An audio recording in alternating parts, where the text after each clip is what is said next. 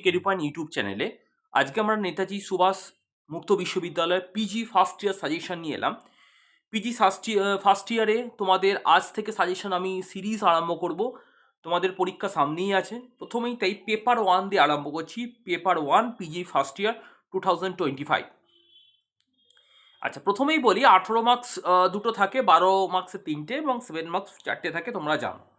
আচ্ছা, এই পেপারটা পিজি ফার্স্ট ইয়ারের যে পিজি পেপারটা আছে সেটা কিন্তু অনেকটা বড় পেপার, একবারে 1526 থেকে 1757, অর্থাৎ প্রথম পানিপথের যুদ্ধ থেকে একদম পলাশীর যুদ্ধ পর্যন্ত। এবার আমরা 18 নম্বরে কি কি প্রশ্ন করব দেখে নেব। আচ্ছা, প্রশ্ন অনেকগুলো দিয়েছি, বাট এর মধ্যে যেগুলো ইম্পর্টেন্ট সেগুলো আমি দাগ দিয়ে দেবো, সেগুলো ভালো করে করবে।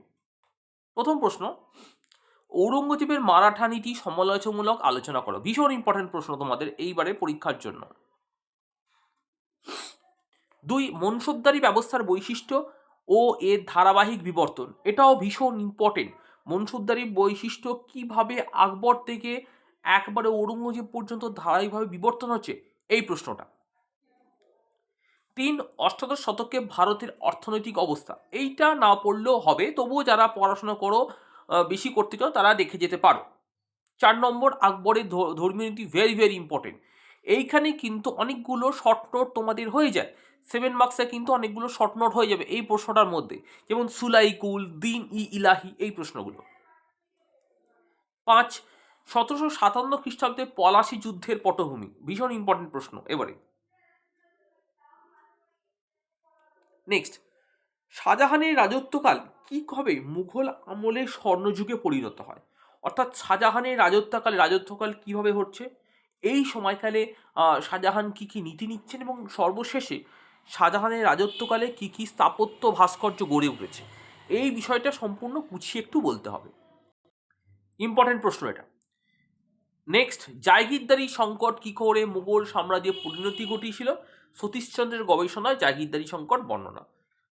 মানে দুটো প্রশ্ন একই বিভিন্নভাবে যদি দেয় তাহলে প্রশ্নটা এটাই উত্তর হবে। এটাও ভেরি ভেরি ইম্পর্টেন্ট। আচ্ছা, এইটার মধ্যে কিন্তু এই জায়গিরদারি সংকট যে আলাদাভাবে যেটা আছে সতীশচন্দ্র গবেষণা, সেটা কিন্তু 12 মার্কসও দিয়ে দিতে পারে। নেক্সট, আকবরকে কি মুঘল সাম্রাজ্যের প্রকৃত প্রতিষ্ঠাতা বলা হয়। ইম্পর্টেন্ট প্রশ্ন। অষ্টাদশ শতকে মারাঠা শক্তি উত্থান, এটাও ইম্পর্টেন্ট প্রশ্ন। এর মধ্যে কিন্তু তোমাদের 9টার মধ্যে কিন্তু 8টা ভীষণ ইম্পর্টেন্ট। পলাশীর যুদ্ধটা আমি বলবো অতটা ইম্পর্টেন্ট নয়, পলাশীর যুদ্ধটা তোমরা আপাতত স্কিপ করতে পারো, বা যারা একটু পড়াশোনা করো দেখতেই যে পারো, আমি আপত্তি কিছু নেই। কিন্তু এই অন্তত 7টা প্রশ্ন ভীষণ ইম্পর্টেন্ট প্রশ্ন, প্রত্যেকটা প্রশ্ন কিন্তু ভালোভাবে পড়তে হবে। এবার আমি চলে আসবো 12 মার্কসের প্রশ্নের দিকে। প্রথম প্রশ্ন, মুঘল আমলে কৃষকদের ব্যবস্থা। ইম্পর্টেন্ট প্রশ্ন। বালাজি বিশ্বন্তের কৃতিত্ব। আমি যার জন্য 12 মার্কস খুব কম দিয়েছি তোমাদের, মাত্র 8টা প্রশ্ন। তোমাদের অলরেডি প্রশ্ন করতে হয় 3টে, সেখানে আমি অনেক কম দিয়েছি। মুঘল আমলে ভারতের সমাজের প্রকৃতি। মুঘল শিখ সংঘাত। মুঘল আমলে চিত্রকলা। গ্রামীণ সমাজের কাঠামোতে জমিদার শ্রেণী। মুঘল নগরায়ন এবং মুঘলদের স্থাপত্য শিল্প। 8টা প্রশ্ন ইম্পর্টেন্ট, 8টাই ভালো করে পড়ে যাবে, কোনো বাদ দেওয়ার নেই এর মধ্যে। আচ্ছা, এইবার আসবো আমি 7 মার্কসের প্রশ্ন। প্রথম প্রশ্ন, মুঘল আমলে ইতিহাস রচনায় বিদেশি পর্যটকদের বর্ণনা কতটা সাহায্য করে। জে.এফ রিচার্ডস মুঘল সাম্রাজ্যের পতনকে কিভাবে ব্যাখ্যা করছেন। খানুয়া যুদ্ধের গুরুত্ব। ঔরঙ্গজেবের রাজপুত নীতি। শাহজাহানের মধ্য এশীয় নীতি। নাদির শাহর ভারত আক্রমণ, এটা দেখতে পারো বাট খুব একটা ইম্পর্টেন্ট নয়। জাট ও সতনামী বিদ্রোহ। আঞ্চলিক শক্তি হিসাবে হায়দ্রাবাদ। শাহজাহানের উত্তরাধিকার সংক্রান্ত বিরোধ। শাহজাহানের পরবর্তীকালে উত্তরাধিকার সংক্রান্ত ঔরঙ্গজেব দারা সুজা মুরাদদের মধ্যে সংঘাত লাগে সেইটি বলতে হবে। মুঘল অর্থনীতিতে বন্দর। পানিপথের প্রথম যুদ্ধের গুরুত্ব এবং সুলাইকুল প্রশ্নটা তোমরা আকবরের যে ধর্মীয় নীতি সেখান থেকে কিন্তু অলরেডি পেয়ে যাচ্ছ, ধর্মীয় নীতি থেকে কিন্তু এটা অলরেডি চলে আসছে, তাই আলাদা করে এটা পড়ার দরকার নেই।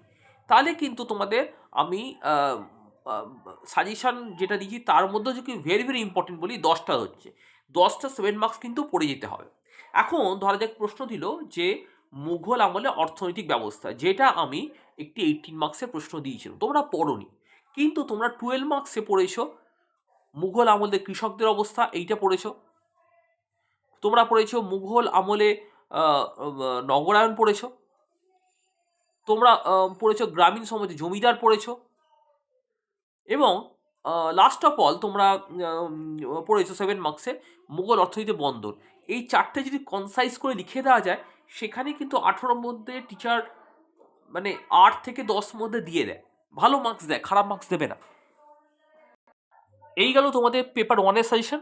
আমি দ্রুত পেপার 2-এর সাজেশন নিয়ে আসবো, তোমরা সঙ্গে থাকো। নিচে কোনো যদি তোমাদের কোনো কোয়ারি বা প্রশ্ন থাকে, নিচে অবশ্যই কমেন্ট বক্সে জানাও। Thank you.